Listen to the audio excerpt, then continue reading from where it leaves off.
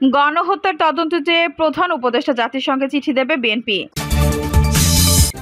এদিকে পাল্টা অভ্যুত্থান নিয়ে স্বরাষ্ট্র উপদেষ্টার হুঁশিয়ারি। জানাবো সব ধরনের নাশকতা প্রতিহতে বিএনপি প্রস্তুত, বলছেন মীর হেলাল। কে সঠিক, শেখ হাসিনা নাকি জয়? এবং সর্বশেষ জানাবো শেখ হাসিনাকে বিচারের মুখোমুখি করতে হবে, বলছেন প্রিন্স। দর্শক শুনছিলেন সংবাদ শিরোনাম, এখন বিস্তারিত। গণহত্যার তদন্ত চেয়ে প্রধান উপদেষ্টা জাতিসংঘে চিঠি দেবে বিএনপি।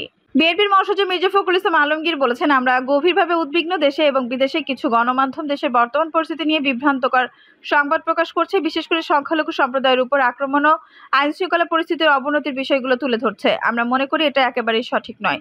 তবে কিছু কিছু সমস্যা নিঃসন্দেহে তৈরি হয়েছে। এগুলো সাম্প্রদায়িকভাবে নয়, রাজনৈতিক সমস্যা। এটার সঙ্গে কোনো রাজনৈতিক দলের, বিশেষ করে আমাদের জড়িয়ে একটা অপপ্রচার চালানোর চেষ্টা করা হচ্ছে। এটার আমরা তীব্র নিন্দা জানাচ্ছি। আমরা বলতে চাই, এই ধরনের কোনো ঘটনার সঙ্গে বিএনপি জড়িত নয়। এমনকি কোনো সুস্থ ও স্বাভাবিক রাজনৈতিক দল এটার সঙ্গে জড়িত থাকতে পারে না। সম্পূর্ণভাবে একটা চক্রান্ত চলছে। নতুন করে অর্জিত স্বাধীনতা ন্যাসাত করার চক্রান্ত শুরু হচ্ছে। মির্জা ফখরুল বলেন, বিগত আন্দোলনে সরাসরি বাহিনী নিয়ে নৃশংসভাবে গণহত্যা করা হয়েছে। সেই গণহত্যার বিষয়ে আমরা কথা বলে এসেছি। অনেকে মনে করছে আমরা এটা নিয়ে কিছু করছি না। আমরা এখন নিরপেক্ষ তদন্তের জন্য জাতিসংঘের কাছে তদন্ত চেয়ে চিঠি দেওয়ার সিদ্ধান্ত নিয়েছি। আমরা চিঠি পাঠাবো। একই সঙ্গে অন্তর্বর্তী সরকারের প্রধান ডক্টর মোহাম্মদ ইউনূসকে চিঠি দেব। এছাড়া আন্দোলন করায় আটক 50 প্রবাসীকে মুক্তির জন্য সংযুক্ত আরব আমিরাতকে চিঠি দেব। সংবাদ সম্মেলনের শুরুতেই দেশের সার্বিক পরিস্থিতি নিয়ে তিনি বলেন, এত বড় একটি বিপ্লবের পরে কিছু সমস্যা থাকতেই পারে। স্বাভাবিক করার কঠিন কাজ। অন্তর্বর্তীকালীন সরকারের প্রধান উপদেষ্টা সব প্রাথমিকভাবে ভালো কাজ শুরু করেছেন। আশার আলো দেখতে শুরু করেছে মানুষ। পাল্টা অভ্যুত্থান নিয়ে স্বরাষ্ট্র উপদেষ্টার হুঁশিয়ারি। পাল্টা অভ্যুত্থান নিয়ে হুঁশিয়ারি করে দিয়েছেন অন্তর্বর্তীকালীন সরকারের স্বরাষ্ট্র উপদেষ্টা brigadier general M Sakhawat Hossain. তিনি বলেছেন, এমন কিছু করবেন না যাতে আপনাদের জীবন বিপন্ন হয়, কারণ এদেশের জনগণ এখনো আপনাদের গ্রহণ করতে আসেনি। ক্ষমতাচ্যুতরা আবার সংগঠিত হওয়ার চেষ্টা করছে। বিভিন্ন জায়গায় এমন প্রশ্ন জবাবে স্বরাষ্ট্র উপদেষ্টা বলেন, লোক জড়ো করুক আর যাই করুক, এমন কিছু করবেন না যাতে আপনাদের জীবন বিপন্ন হয়, কারণ এদেশের পাবলিক এখনো আপনাদের গ্রহণ করতে আসেনি। আমি বরং মনে করি আপনারা আপনাদের পার্টি অর্গানাইজ করেন। পার্টি অনেক অবদান আছে বাংলাদেশে, এটা আমার ডিনাই করতে পারি না। পার্টিকে অর্গানাইজ করেন, একটা পলিটিক্যাল পার্টির মতো থাকে। ইলেকশন এলে কন্টেস্ট করবেন, জনগণ ভোট দিলে ভোটে যাবেন। ক্ষমতাচ্যুত আওয়ামী লীগের উদ্দেশ্যে শাখাওয়াত হোসেন বলেন, এদেশের লোক এত তাড়াতাড়ি ভুলে নাই, সময় দেন হয়তো ভুলে যাবে। এত তাড়াতাড়ি ভুলে নাই কারণ যাকে ধরেছিলেন নেতা, সেই নেতারা এখন পালিয়ে বেড়াচ্ছে। যাকে ধরেছে তাকে আমরা বাঁচাতে পারছি না। অনেকে নেতাকে অনেক বাঁচিয়েছে, আমরা জানি কে কোথায় আছে, কিন্তু ওটা না করে আপনারা বরং পার্টিকে, এটা অনেক বড় পার্টি, এই I have a lot of respect for Awami League. একসময় আমাদের মতো বাঙালিদের ভরসার জায়গা ছিল এই পার্টি। আপনারা আসুন, যারা রেগুলার রাজনীতি করতে চান। এখানে মারামারি করে কোনো লাভ নেই। আরো কিছু লোকের মৃত্যু আমরা চাই না। অলরেডি 400 থেকে 500 বা তারপরও বেশি মারা গেছে উভয় পক্ষে। পুলিশের এই অবস্থা হয়েছে, আনসারের এই অবস্থা হয়েছে।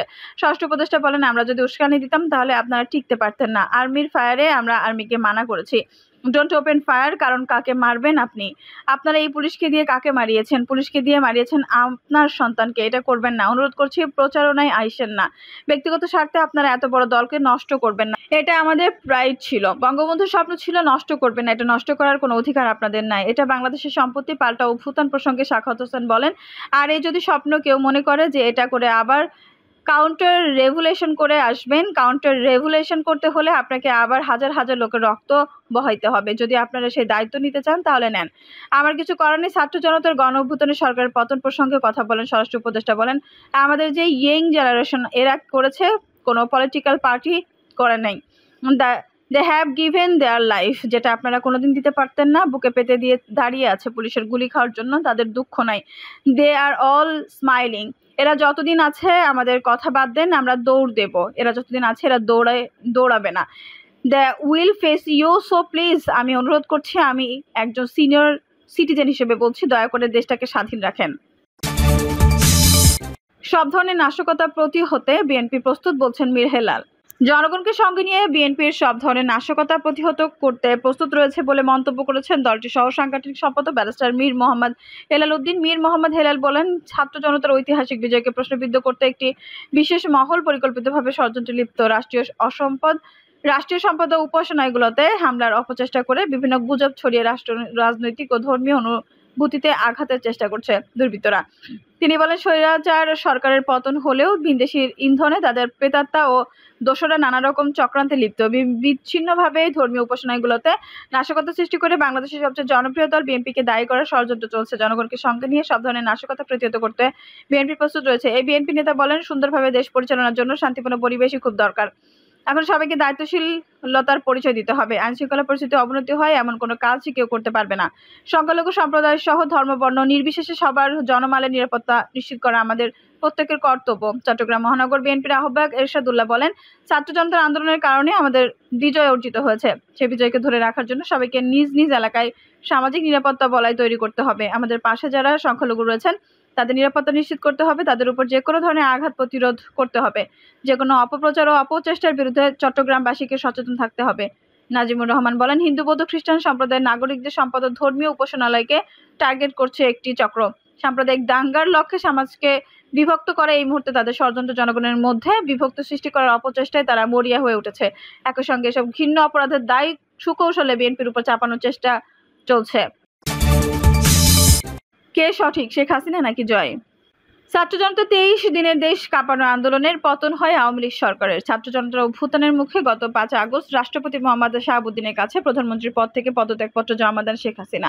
এরপর গণভবন থেকে হেলিকপ্টারে দেশ ছাড়ছেন। সে সময় তার সঙ্গে ছিলেন তার বোন শেখ রেহানা। বর্তমানে তিনি ভারতে রয়েছেন। শেখ হাসিনা পালিয়ে গেলেও ভয়াবহ বেকায়দায় পড়েছেন আওয়ামী লীগের এমপি মন্ত্রীরা। অনেকে সুযোগ বুঝে দেশ ছাড়তে পারলেও আটকে পড়া অনেক এমপি মন্ত্রী অসংখ্য নেতাকর্মী প্রাণের ভয়ে পালিয়ে বেড়াচ্ছেন। তাদের অনেকে আবার বিভিন্ন দূতাবাসে আশ্রয় চেয়েছেন। দেশ ত্যাগের প্রায় 7 দিন পর নীরবতা ভাঙনের শেখ হাসিনা সরকারের পতনের পেছনে তিনি যুক্তরাষ্ট্রের দিকে অভিযোগ করেছেন। তিনি আরো বলেন, আমি পরাজয় মেনে নিলাম ও পদত্যাগ করলাম। রোববার এক প্রতিবেদনে এই তথ্য জানিয়েছে দ্য ইকোনমিক টাইমস ও দ্য প্রিন্ট। এদিকে মায়ের দেশ ত্যাগের পর থেকে বিভিন্ন আন্তর্জাতিক গণমাধ্যমের কথা বলে যাচ্ছেন তার ছেলে সজীব ওয়াজেদ জয়। রোববারের দি ইকোনমিক টাইমস ও দ্য প্রিন্টের প্রতিবেদনের বিষয়ে কথা বলছেন তিনি। জয় রাত 11:55 নিজের ভেরিফাইড এক্স সাবেক টুইটার অ্যাকাউন্টে লিখেছেন, আমার মায়ের পদত্যাগের বিষয়ে একটি বিবৃতি এক সংবাদপত্রে প্রকাশ করা হয়েছে, যা পুরোপুরি মিথ্যা বানোয়াট। আমি একটু আগে তার শেখ হাসিনার সঙ্গে কথা বলে নিশ্চিত হয়েছি তিনি ঢাকা ছাড়ার আগে বা ঢাকা ছাড়ার পরে এই পর্যন্ত কোনো বিবৃতি দেননি। ছাত্র জনতার আন্দোলনের মুখে গত 5 আগস্ট শেখ হাসিনা সরকারের পতন ঘটে। তিনি দেশ ছেড়ে ভারতে আশ্রয় নেন। বর্তমানে ভারতের অবস্থান করছেন তিনি। সম্প্রতি সজীব ওয়াজেদ জয় বলেন, নির্বাচনের ঘোষণা এলে শেখ হাসিনা দেশে ফিরে আসবেন। আওয়ামী লীগ নির্বাচনে অংশ নিয়ে বিজয় হবে, এমনকি রাজনীতি শুরুর ব্যাপারে প্রস্তুত বলেও ইঙ্গিত দেন তিনি। এদিকে রোববার শেখ হাসিনা বলেছেন, আমি পদত্যাগ করেছি যাতে আমাকে লাশের মিছিল দেখতে না হয়। ছাত্রদের লাশ নিয়ে তারা ক্ষমতায় আসতে চেয়েছিল, কিন্তু আমি তা করতে দেইনি। প্রধানমন্ত্রীর পদ থেকে পদত্যাগ করেছি। আমি ক্ষমতায় থাকতে পারতাম যদি আমি সেন্ট মার্টিন দ্বীপের সার্বভৌমত্ব আত্মসমর্পণ করতাম এবং আমেরিকাকে বঙ্গোপসাগরের উপর কর্তৃত্ব করতে দিতাম। আমি আমার দেশের জনগণের কাছে অনুরোধ করছি, দয়া করে মৌলবাদীদের দ্বারা প্রতারিত হবেন না। তিনি আরো বলেন, আমি যদি দেশে থাকতাম তাহলে আরো প্রাণহানি হতো, আরো সম্পদ ধ্বংস হয়ে যেত। আমি প্রস্থান করার জন্য অত্যন্ত কঠিন সিদ্ধান্ত নিয়েছি। আমি আপনার নেতা হয়েছি কারণ আপনি আমাকে বেছে নিয়েছেন।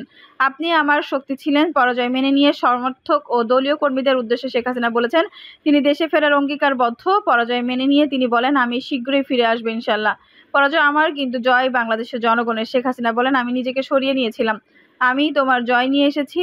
তোমরা আমার শক্তি। তোমরা আমাকে চাওনি, আমি নিজেই তখন চলে গেলাম, পদত্যাগ করলাম।